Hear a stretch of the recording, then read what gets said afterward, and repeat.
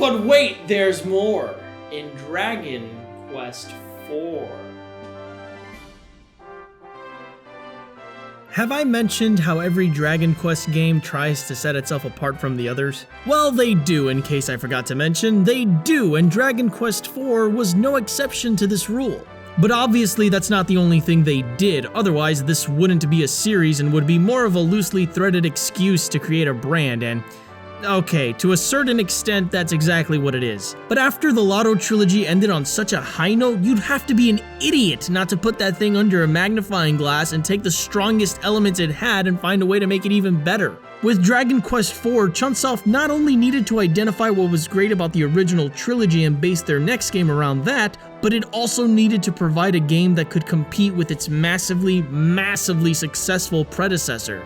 Dragon Quest III was so good that students got arrested for skipping class when it came out. And that's t-shirt worthy. How can you possibly compete with that? With the series picking up steam at this point, it was only natural for Dragon Quest IV to begin with a rolling start. Instead of putting you in the shoes of the main character right away, the game was split into 5 chapters, and the first 4 chapters served a ton of different purposes. Each chapter details the lives of 7 different characters, this is clear as day, but underneath those stories, Dragon Quest IV is introducing new players who hopped on the hype train after Dragon Quest III to the series, and presenting the new ideas it wanted to contribute to the franchise. Chapter 1 details the adventure of Ragnar McRyan, a knight working for the King of Burland. Ragnar McRyan's chapter was reminiscent of Dragon Quest I. It's a single character carrying out a fairly straightforward mission without anything in between. On a gameplay level, it was as basic as a Dragon Quest game can get. In the first dungeon you traverse, a mysterious voice leads you in the right direction and tells you when you're going the wrong way, effectively holding your hand through the whole thing. And after getting to the end of the main path, you're made aware that there's something else calling you in the dungeon, which then persuades you to explore around without a guide to help you navigate. And doing that will get you Healy the Heal Slime, a party member that you can't control but will automatically heal you when your health gets too low.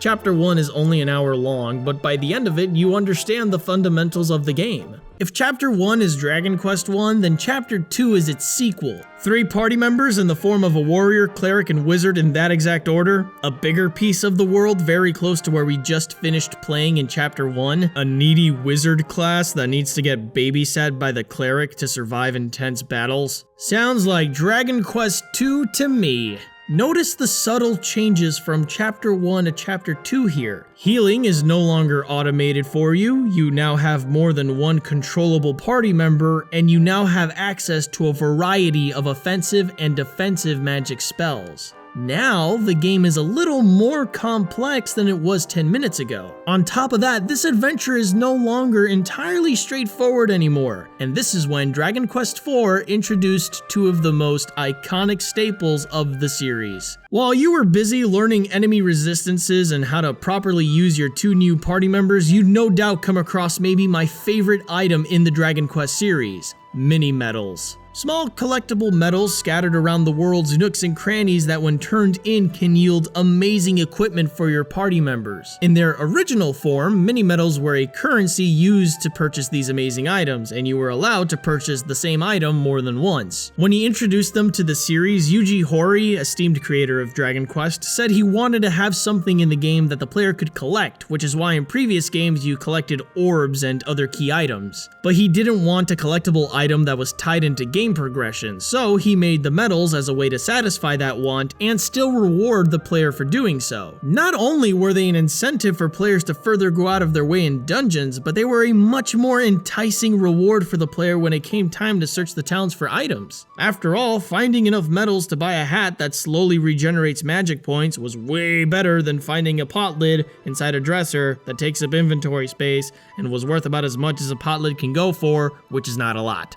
The search for these medals facilitated all the other information gathering aspects of Dragon Quest I've talked about in previous episodes as well. The second staple Dragon Quest IV established was the casino. It took the slot machines and the monster arena, put them together under one roof, and then added a blackjack poker game. It also didn't use gold as currency, but rather required you to buy casino tokens in order to play. You could then exchange casino tokens for incredibly strong items that would last you the entire game. This is actually a fairly competent parallel to the way gambling works in Japan. It's not illegal if you're not using money to play. While the mini-medals encouraged progression and exploration, the casino was the antithesis to that. Its purpose was to stop you from moving forward and keep you preoccupied from the rest of the game without forgetting that it was still part of the game itself. On my first run of Dragon Quest IV, I spent time in the casino because I really wanted that pretty spangled dress. Not because I'd look good in it, just between you and me though, I can rock that look every day of the week, but because I figured out that it was the best piece of armor for Elena, the female warrior in my party. Goes without saying, but that kind of practicality is part of what makes side activities in games like this so good. Chapter 3 was essentially one big side activity made into a core segment in the game. Meet Torneko Taloon, aspiring merchant and big dreamer. Taloon dreams of someday owning a shop of his own. So, how much time do you got? The first thing you did in Chapter 3 was head on over to your workplace and play as a shopkeep. People came in and you assisted them in buying and selling, and you got paid a commission for however many sales you made that day. You could even turn people away if you wanted, and items you purchased from customers went up on sale right away and you could make a profit off it and everything. If you stuck around long enough, your boss would send you home, day would turn to night, and you'd go to bed, wake up, and do it all over again. And you could do this forever. For the rest of your time playing Dragon Quest IV, if you wanted to work as a clerk at a shitty store, you could. But eventually, you'd have to put your foot down and refuse to postpone your dreams any longer. You'd have to forcibly break out of the monotony the game had presented you and go out exploring. When you did open the shop you've always wanted to have, you could actually put stuff in your inventory up for sale, and at the end of every day, your wife would give you the profits the store made that day.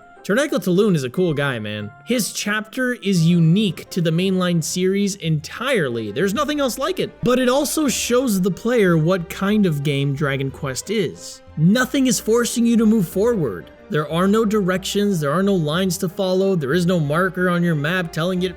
That one doesn't count. The fourth chapter was about the twins Mina and Maya, and honestly threw me for a loop. I kept dying because Mina and Maya aren't as strong as Ragnar or Elena and couldn't take hits at the front of the party. At one point I got fed up and I started whining. They're too weak, they can't sustain damage, they play like support characters.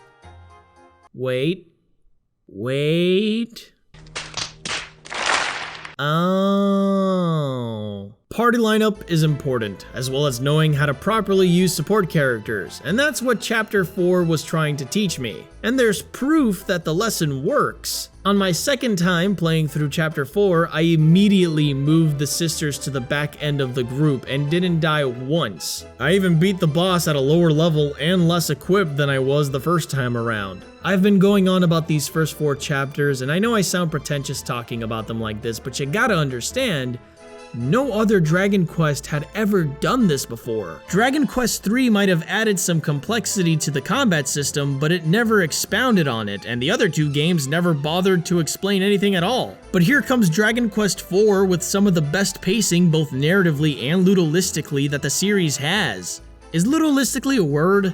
I hope it is. It didn't really hit you until you started playing Chapter 5, when you finally took control of your main character and quickly collected all the party members you had already previously played as into one big super group. Because of the first 4 chapters, you already knew who these characters were and what their motivation was. You knew their backstories, their personalities, next of kin even. You knew main villains that still needed to be taken care of and important problems that hadn't been solved, so you already had a rough idea of what you needed to do and where you needed to go. And to wrap it up in a nice bow, you already had a complete understanding of how to play the game and handle the 8 different party members you had at your disposal. Whether you realized it or not, you had just played through one of the most well-disguised and longest tutorials in a video game, and to congratulate you on your achievement, the game gave you free reign to go wherever you pleased. Time to boat in Dragon Quest IV is about 7 to 10 hours depending on your own playstyle, and marks the halfway point in the game. Notice that the time to boat in Dragon Quest IV wasn't much longer and could have been shorter than it was in Dragon Quest III. Chunsoft, being the intelligent craftsmen that they are, was still working on emphasizing content over scale.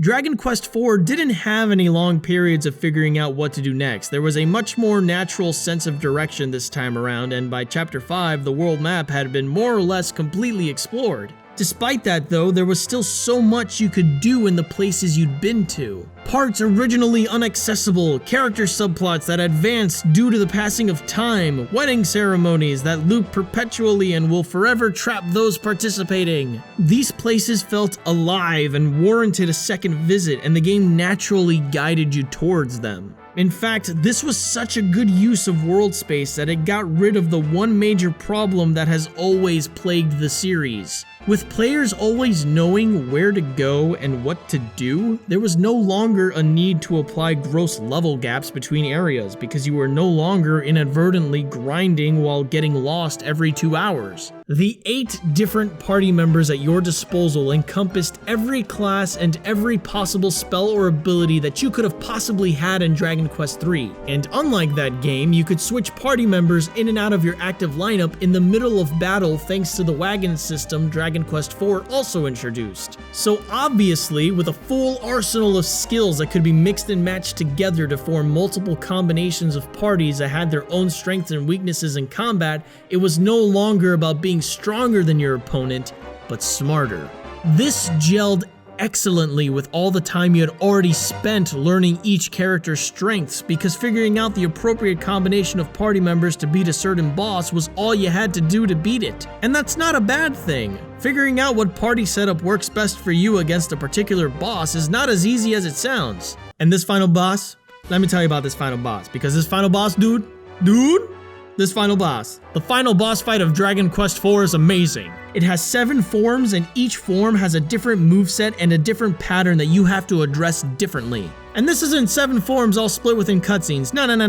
This is just one giant boss fight that you have to fight all over again if your party wipes. This boss starts losing body parts and then grows a face in his stomach, and then he regrows those body parts, and then he grows a second face, and if you don't know which party member is needed to prevent each form from stomping you into the ground, then you are fucked. For a game that's done nothing but teach you how to efficiently utilize the tools in your hands, this is the ultimate challenge, and it is as visually appealing as it is mentally. Granted, it probably didn't look as cool in the original, so you have Heartsoft to thank for the PlayStation remake and the update to the graphics. You also couldn't directly control party members aside from the main character, and switching party members out in battle costed you a turn, so the combat might not have been as engaging in the original either. But this is just further proof that the remakes of these games are better in almost every way, and playing the original is kind of like a modern doctor using leeches. And Dragon Quest IV represents that idea wonderfully. Not only does it make the original trilogy feel obsolete, but it's also addressing the series' weaknesses as well. Its main strength is that it doesn't have any of Dragon Quest's weaknesses. It isn't super long, it isn't super grindy, it tells a good story with memorable characters, but it doesn't sacrifice any of Dragon Quest's strengths to do so. If the first 3 Dragon Quest games are the foundation, then Dragon Quest IV is the first layer of concrete that sits on top of it. I don't know how construction works, in case you can't tell. It is, without a doubt, an improvement that set the bar for the series ever higher. A bar that Dragon Quest V would have to meet. My name's GC. Remember that you are amazing, and I'll see you all next time. Where is the royal script? Huzzah! I have found it. Now to hire a hobbit, a very tall man, a dwarf. Now to hire a small man, a slightly smaller man, a very tall man, and 3 equally, and 3 slightly less tall than the tallest man, but taller than I am, man.